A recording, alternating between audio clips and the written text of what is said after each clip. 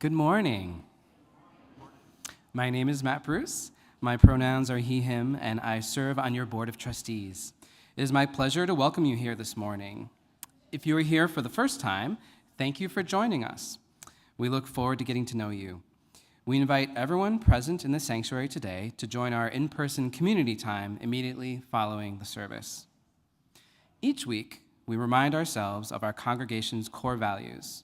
They are connection, transformation, justice, and acceptance.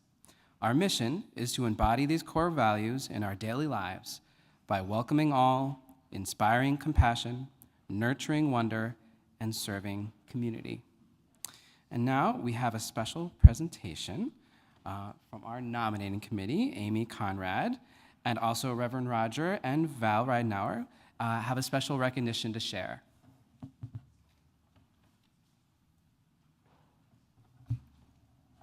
Good morning. Our nominating committee, working with Val and Reverend Roger, facilitated a month-long spiritual leadership foundations class. Class participants demonstrated a genuine desire to grow and contribute to our community. We're delighted to recognize and honor these members who have completed the course, acquiring skills and insights that will enable them to serve more effectively in whatever leadership path unfolds for them. I want to say I'm really grateful for the nominating committee for making this work. So thank you, Amy, and others on the team. So we invite the members of the class who are here to come forward to be recognized up here. They are Lisa Aiken, Katie Bartholomew, Charlie Hoke, Susan Stoss, Rick Van Dyke, and Meg Herman, who we know is not here, and perhaps Rick isn't too. These individuals have invested time and energy in cultivating spiritual foundations for leadership at Unity Temple and in the world. In recognition of their work, we present them with a pin. Congratulations.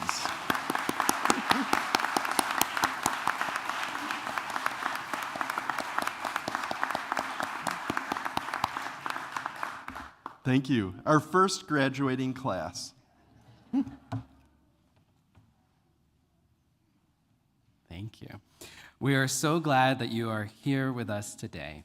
We hope you find the service inspiring and meaningful. I invite you now to take a moment to greet one another, both online and here in the sanctuary. All right, greetings.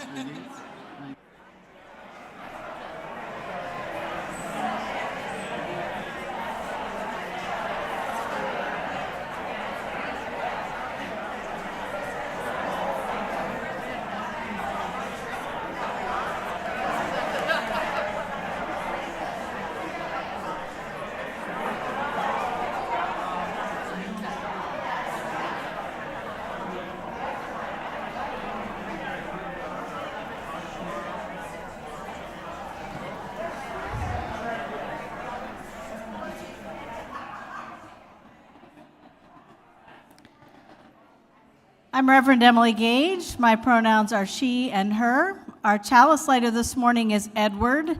Edward likes to play video games and read, and one of his favorite books now is the D&D Player's Handbook. Please join with me in the words of our chalice lighting. We are Unitarian Universalists. This is the church of the open minds, the loving hearts, and the helping hands. We take care of the planet Earth and each other.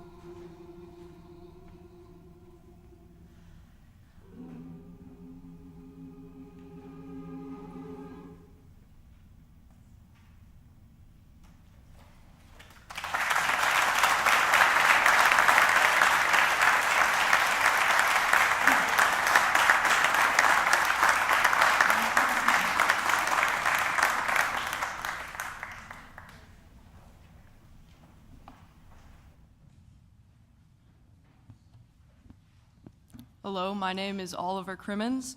My pronouns are he, him, and I am today's worship associate. Every summer, my family takes a trip to a cabin in northern Minnesota for a week. We rent a cabin in a campground on a lake. This place has many activities and communal spaces for all the families to interact and have fun with each other. And it's so nice to be in nature and away from the city, even if it's a little bit glamping. I look forward to this trip every year. Even though this is the best part of my year, as a trans person, I have some pretty strong mixed feelings that come with it. The biggest being jealousy. Every time I see another guy running around the beach shirtless, I get very sad that I cannot. It makes me feel that I'm not a real man. Now, I need a swim shirt anyway, given how easily I burn, but I'd like to have the option. I know one day that I'll have that opportunity, and that gives me some relief, but it's hard knowing how far away that will be. Being trans is a constant waiting game, hoping one day I can finally be fully myself. I found that it is so important for me to find small milestones in life to keep me going, even if it's something as small as stopping for ice cream on your way home or taking the dog on a walk. When you learn to find joy all around you, it can be just enough to keep you going.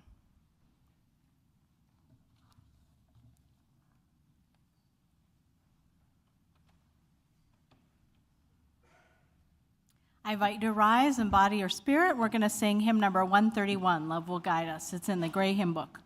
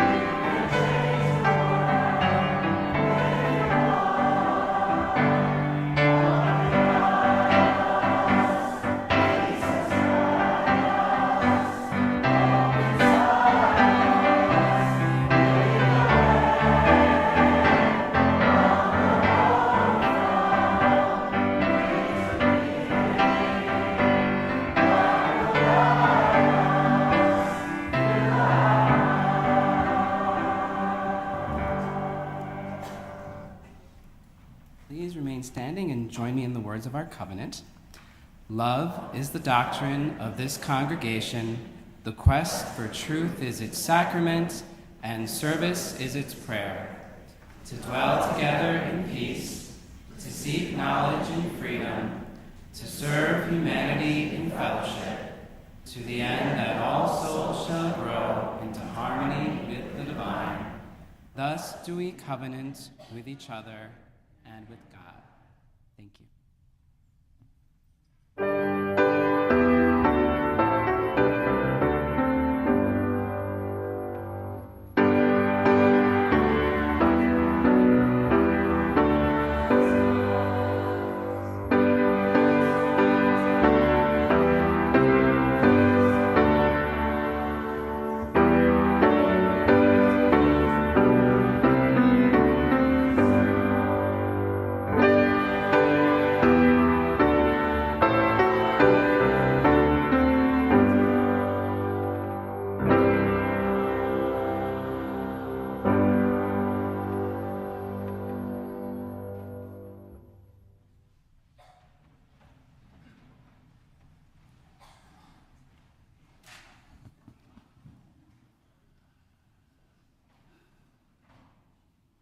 My name is Jay Peterson.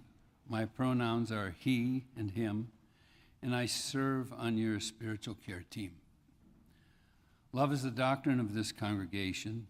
Sharing the joys and sorrows of our lives with each other is one of the ways we embody love in this congregation. Those attending in person may share your joys and sorrows in the binder outside the doors to the sanctuary. You can also email your joys and sorrows to us at spiritualcare@unitytemple.org. If you would like to talk with somebody about what is on your heart, please feel welcome to contact the spiritual care team. We are here to listen and sit with you in times of both joy and sorrow. Here are the joys and sorrows that were shared this week. Michelle Barton's mom, Linda, was in the hospital this weekend, but is happy to report she is out and better and continuing to improve. Please keep the family in your mind and heart.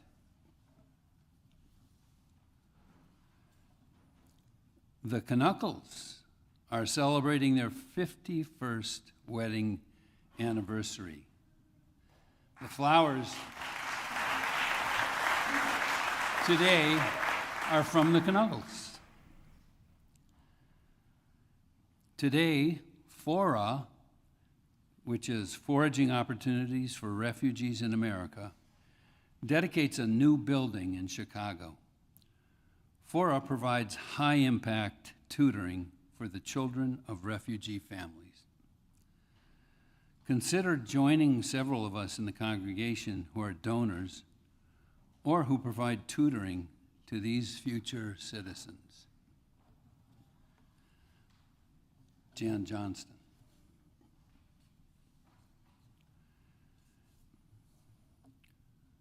Sybil Madison shares that she is full of joy and pride that her son Jeremiah Boyd graduated from Wesleyan University last week.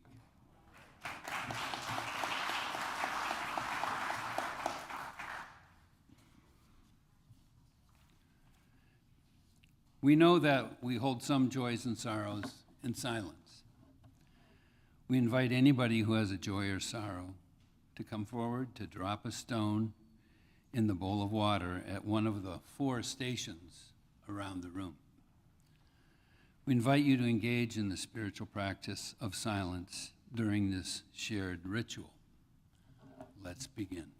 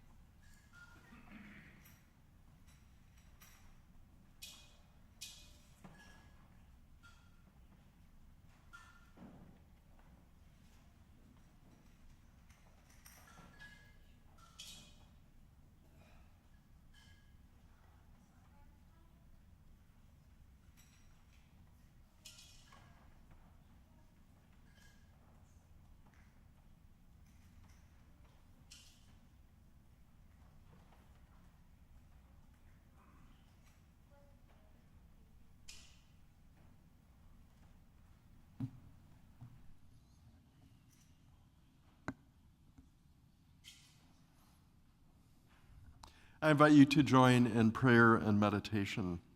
We'll hear these words of meditation from Reverend Vanessa Southern. We honor the limits. If your body won't do what it used to for right now, let it be enough.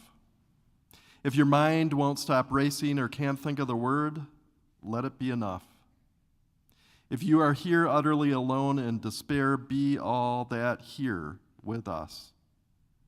If today you cannot sing because your throat hurts or you don't have the heart for music, be silent. When the offering plate goes by, if you don't have money to give or the heart to give, let it pass. The world won't stop spinning on her axis if you don't rise to all occasions today. Love won't cease to flow in your direction. Your heart won't stop beating. All hope won't be lost. You are part of the plan for this world's salvation. Of that I have no doubt. The world needs its oceans of people striving to be good, to carry us to the shores of hope and wash fear from the beachheads and cleanse all wounds so they can heal. But oceans are big, and I am sure there are parts that don't feel up to the task of the whole some days. Rest if you must, then like the swimmer lying on her back who floats or the hawk carried on cushions of air, rest in pews made to hold weary lives in space carved out for the doing of nothing much but being. Perhaps then you will feel in your bones and your weary heart the aching, healing sense that this is enough, even this, that we are enough, that you are enough, enough. For these and all the meditations of our hearts unspoken in this hour, we say amen.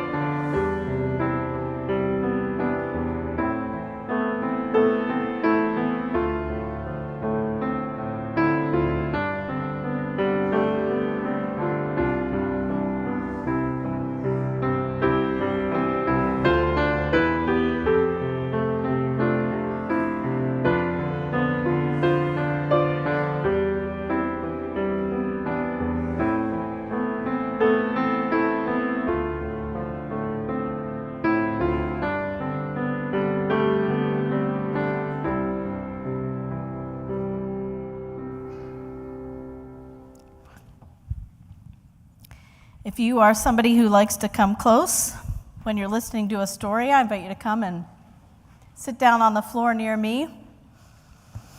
I have a book today called Sylvia and Marcia Start a Revolution. It's by Joy Michael Ellison, and the pictures are by Tashika Silver, and it's, mostly a true story.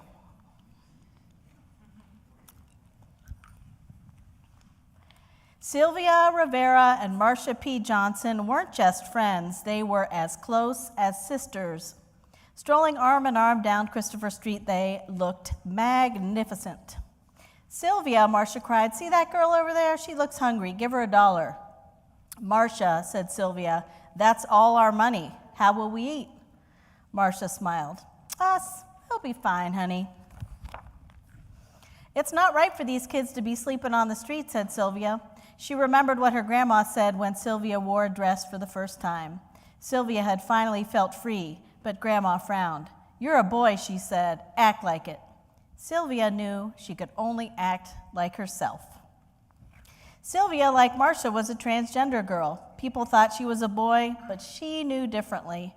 She hated seeing other transgender girls suffer just for being themselves, too. "We got to do something for girls like us," she told Marcia. "That's a man in a dress," a woman shouted, pointing. "Look at me," Marcia said, twirling. "I'm not a man, I'm a woman, and I always have been." Sylvia laughed. Marcia heard a call. "Here comes Alice in the blue dress." "Oh no," thought Marcia, "that means the cops are coming." Police could arrest transgender girls for wearing dresses. She grabbed Sylvia's hand and they ran. Sylvia panted. "You okay?"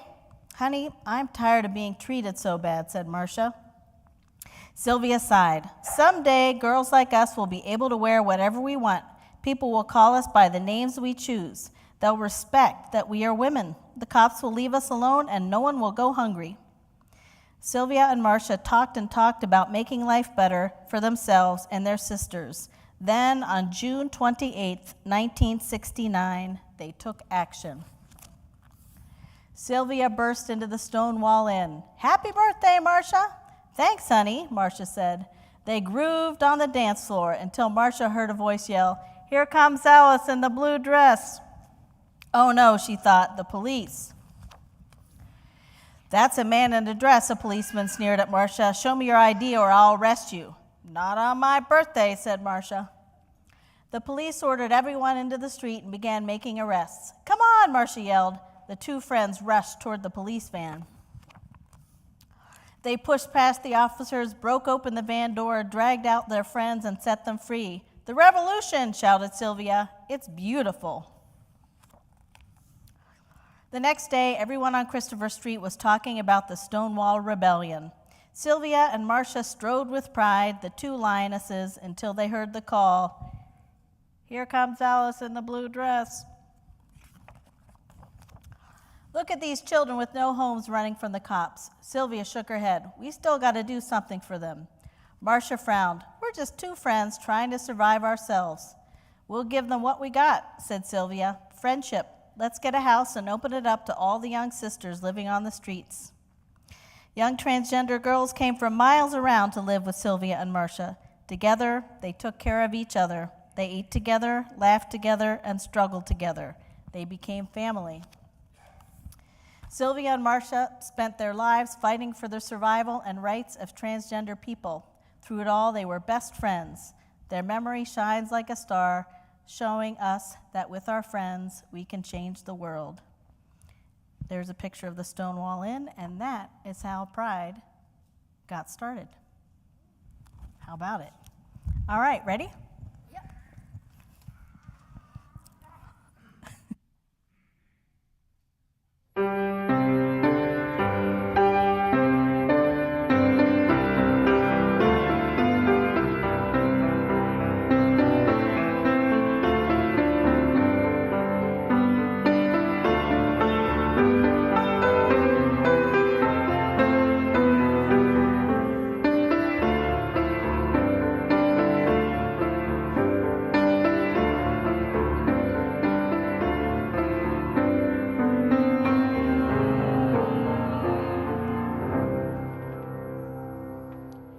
Each week, Unity Temple splits the offering evenly. One half supports the programs and mission of our congregation. This week, the other half benefits the Opelka Scholarship Fund. The Opelka Scholarship Fund provides financial support for continuing education of local Cook County, Illinois, LGBTQ+ students and allies who have demonstrated service and advocacy to the LGBTQ+ community and or the larger community. OPLGA, the Oak Park Lesbian and Gay Association, recognizes that young people in the LGBTQ+ community face unique challenges in high school, college, and trade school programs and is committed to providing support for the next generation of activists and leaders. I refer you to the order of service for the many ways to give, including the baskets that are coming down the pews. May we be transformed by our giving, and may the world be transformed by our gifts.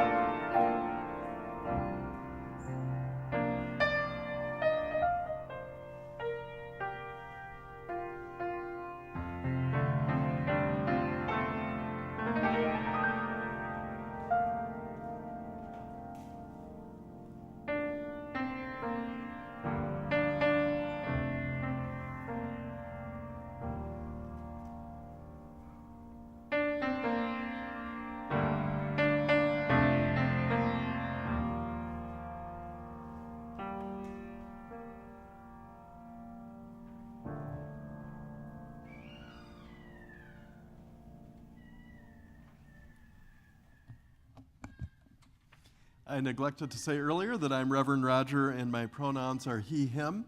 Our reading today is from Mary Oliver. As we begin Pride Month celebration, we also celebrate her being a lesbian poet who talked about her life, shared her story, and moved so many, especially Unitarian Universalists, that arguably she is the key part of our sacred canon. So this poem is called The Journey. One day you finally knew what you had to do and began, though the voices around you kept shouting their bad advice. Though the whole house began to tremble and you felt the old tug at your ankles.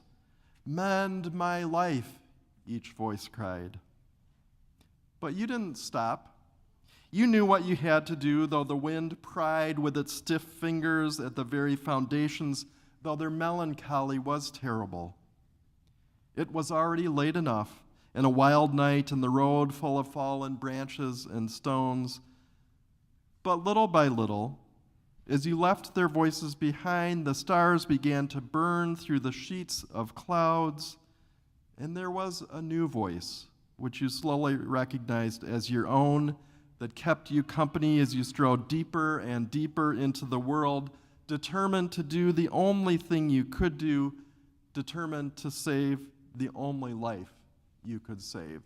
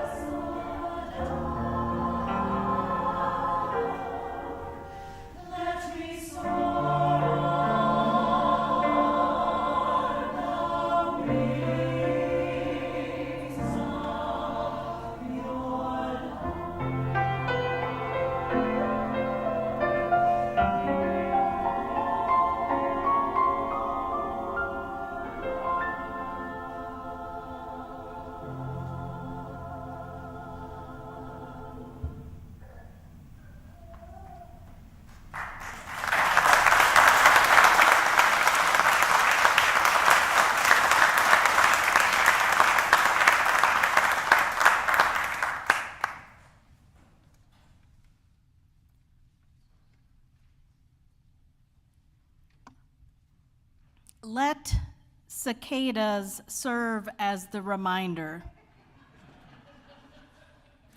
Some people will love you, no questions asked.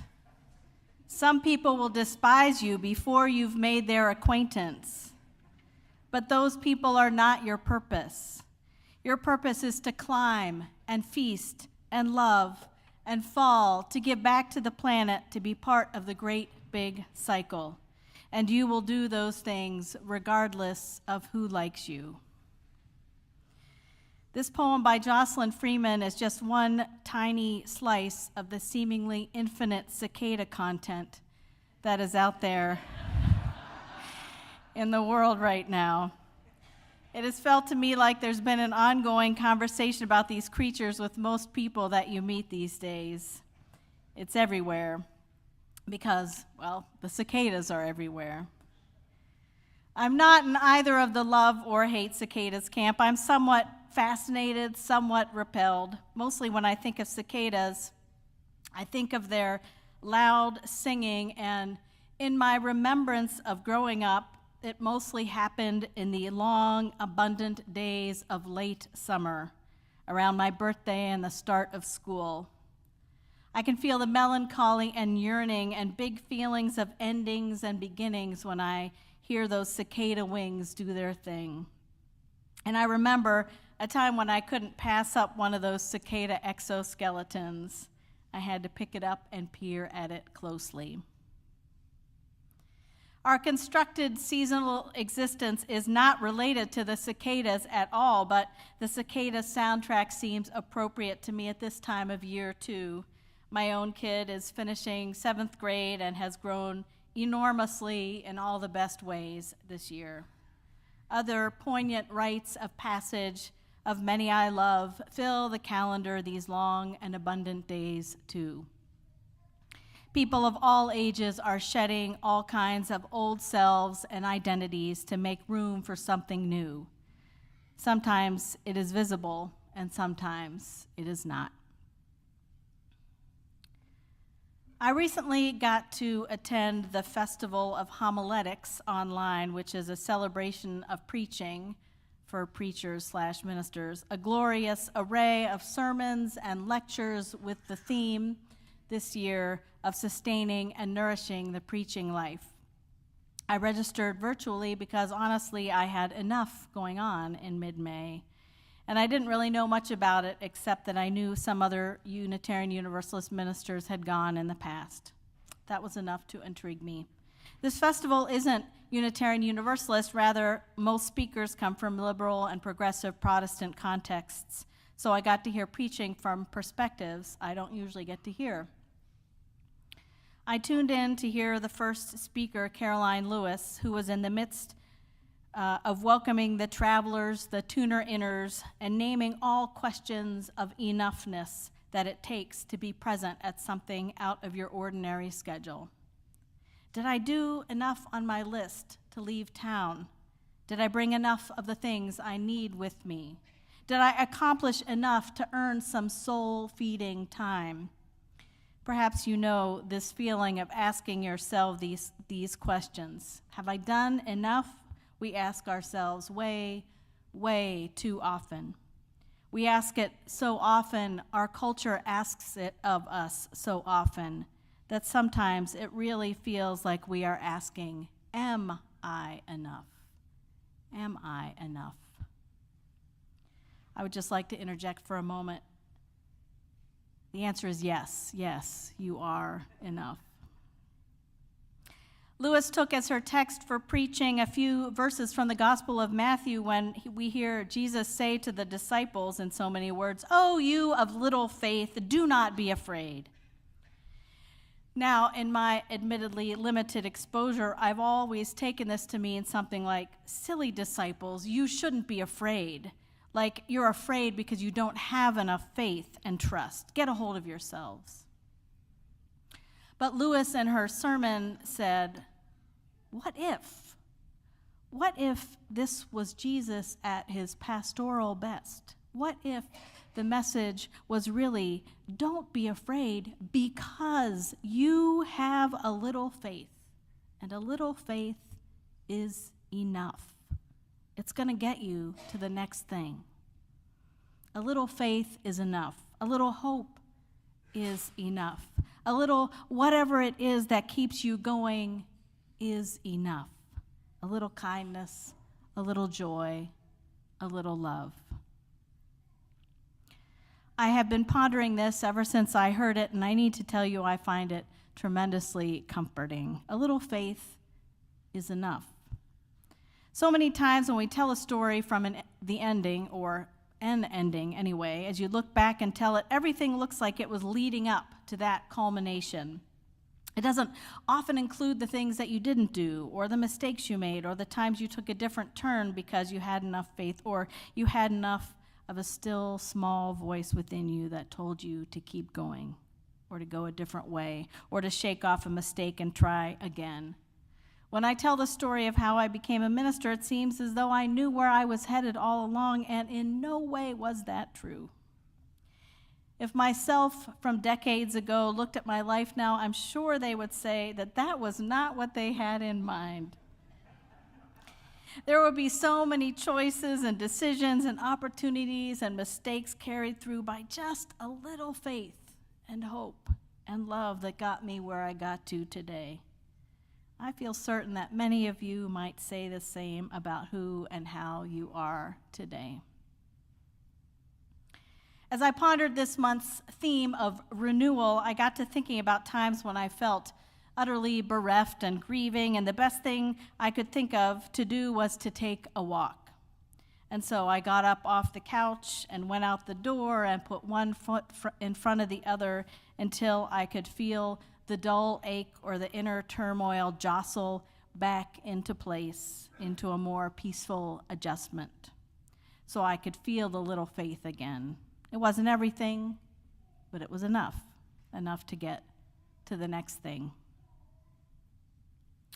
On another day of the Homiletics Festival, Lewis interviewed Pádraig Ó Tuama, one of my favorites, and an Irish poet. Lewis was prompting Ó Tuama to talk about the great meaning in sermons and worship, and Ó Tuama said, "Sometimes people come to church just because they need something to do to get through the day." I've been turning this over and over, this somewhat humbling thought. Sometimes it's enough to just go to church. Sometimes it's enough for us here to just hold this space. All that may be just enough for someone. It's been my experience that the best path of renewal or to renewal is through slowing down and paying more attention to yourself, to whoever or whatever is around you. Lisa Oliveira has this great article in June's Soul Connections packet on renewal called "How Do I Keep Going?" And in this article, she keeps asking herself the question over and over again and answering it in different ways. And here's one little excerpt. "How do I keep going?" she says. "How do I keep going? Click, click, click. Take out your film camera and capture moments that pull you into them. Capture what causes you to gasp or question or laugh or breathe.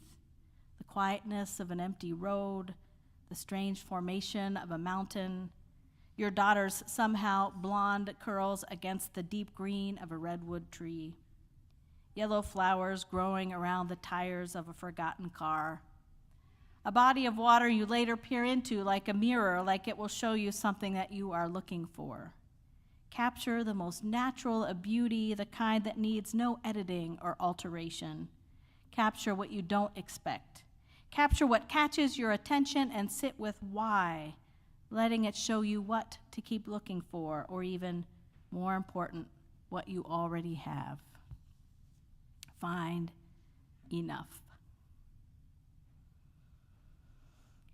I can't quite figure out what the musical cicada schedule is. At times, the sound from one particular tree reverberates around our whole block. At other times, it's super quiet. I guess, regardless of what is going on in the world around them, they are just doing their thing. They have no idea how many people are talking about them, how many memes have been created, how many cocktails or chocolate-covered treats involving them have been dreamed up. which is as it should be.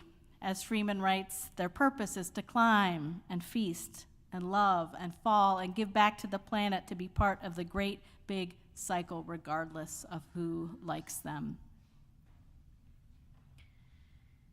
June is Pride Month in the United States, and our spotlight at Unity Temple this month is appropriately on the work of our LGBTQ plus justice team. Pride celebrations and activities are ubiquitous around here, which is awesome.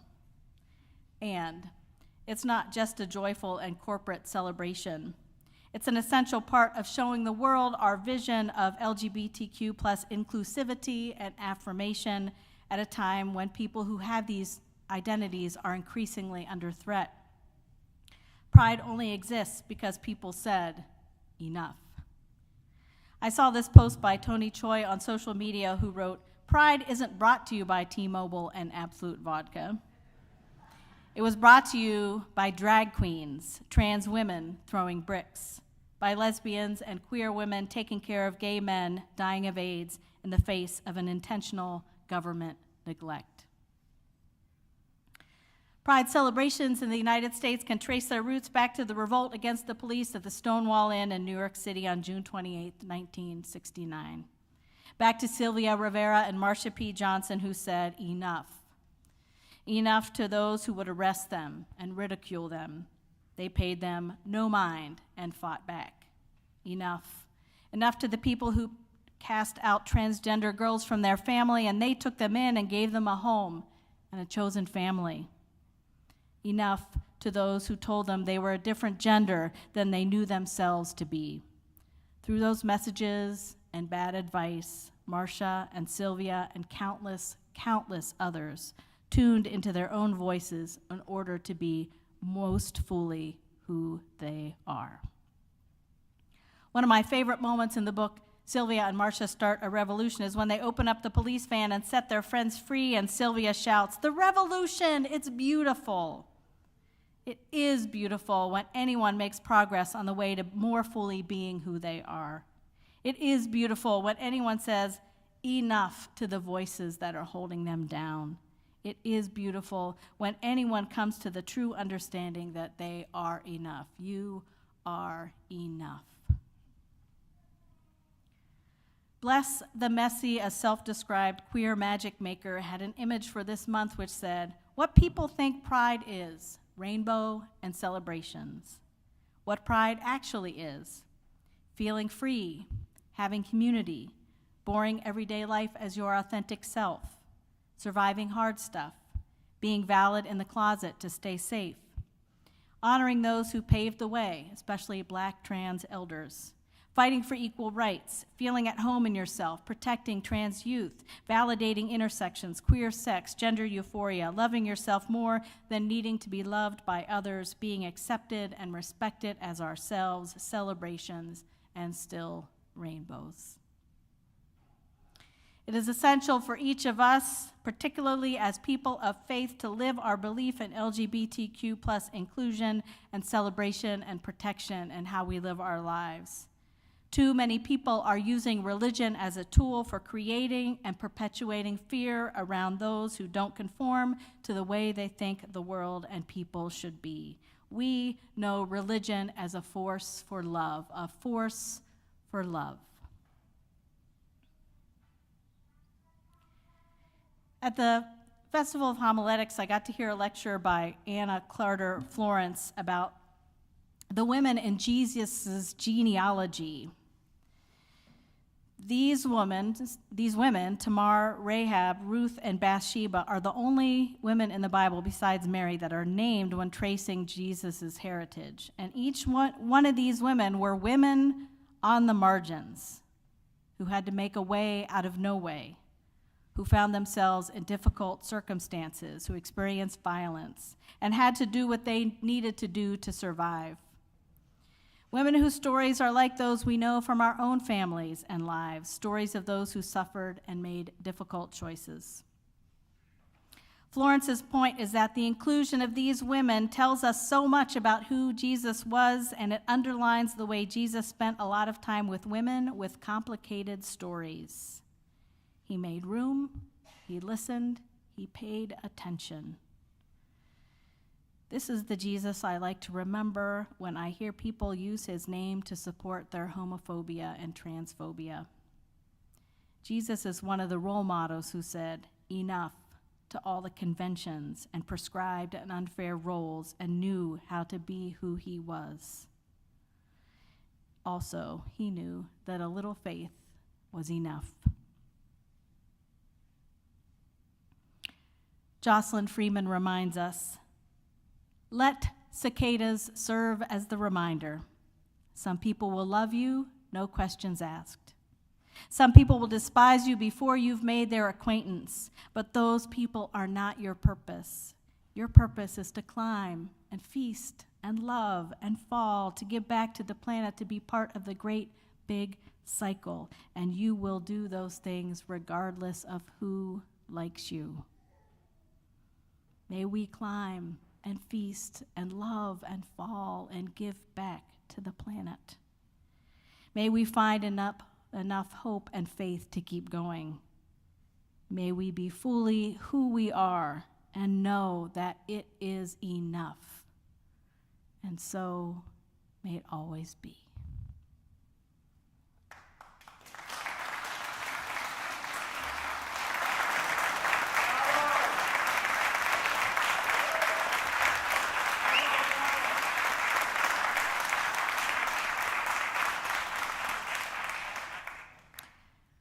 I invite you to rise, embody your spirit. We're going to sing hymn number 368 in the gray hymn book, and I want you to sing loud and proud, whether or not you can carry a tune. Let's do it.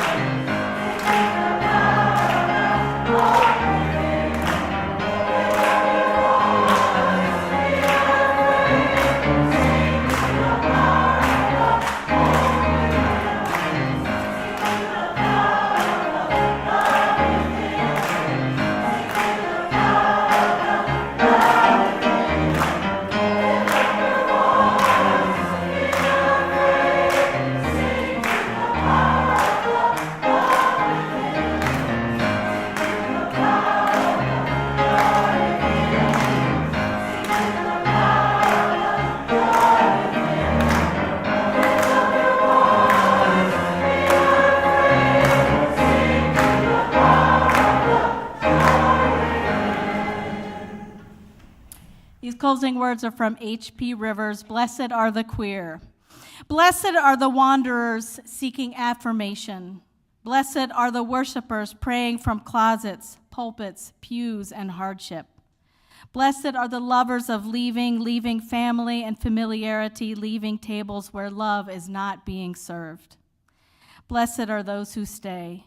Blessed are those who hunger and thirst for justice, for they will be satisfied. Blessed are the queer disciples of truth, living, breathing, sacred reflections of divine love. Please join with me in the words of our chalice extinguishing. Carry the flame of peace and love until we meet again.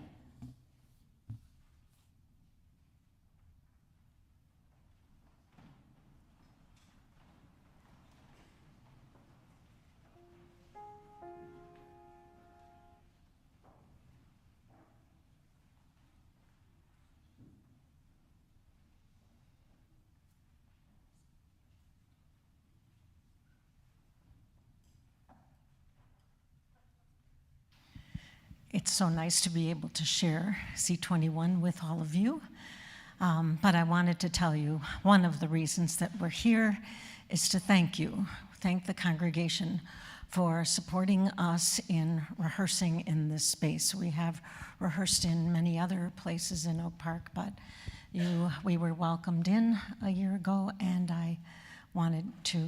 we want to leave you with these messages of appreciation. Thank you.